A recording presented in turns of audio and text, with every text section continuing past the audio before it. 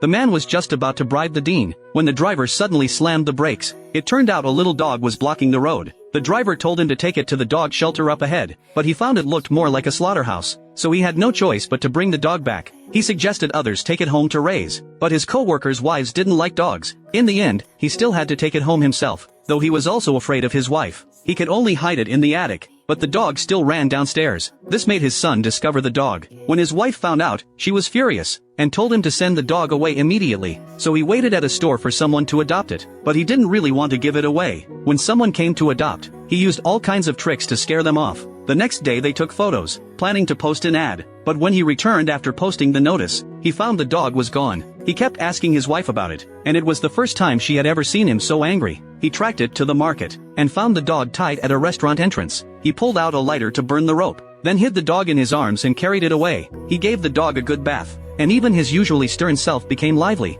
but the dog accidentally knocked over his wife's mahjong tiles, so his wife demanded he kick the dog out immediately. This time, after years of sacrifice for his family, enduring everyone's moods, the man finally had enough. His wife liked playing mahjong, his son played video games every day, his daughter liked a boy, without ever asking if he approved, because those were the things they liked, and he had no say. This time, he wanted to pursue what he liked, and no one could stop him. When the dog Dahuang grew up, he was very obedient. One day, the man left for work, and Dahuang followed him all the way to the station. When the man noticed, he had no choice but to send the dog back, but Dahuang refused to leave. So the man handed him the newspaper, and told him to deliver it to his wife. His wife told him to put the papers in this basket from now on. By evening, Dahuang ran back to the station again, waiting for the man outside. The man was very happy to see him. Another day, when the station was under repair, he had to take a taxi to work. That night at dinner, they didn't see Dahuang, and the man realized something was wrong. He rushed to the station, and sure enough, Dahuang was still there waiting. The man kept apologizing to the dog,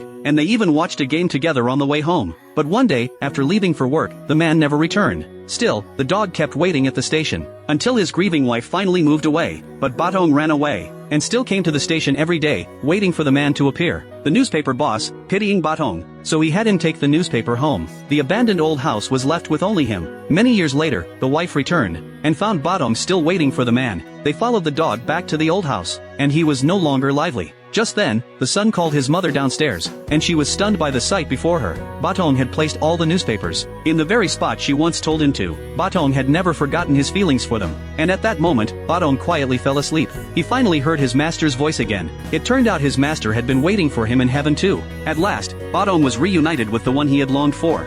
Please leave a heart for this loyal dog.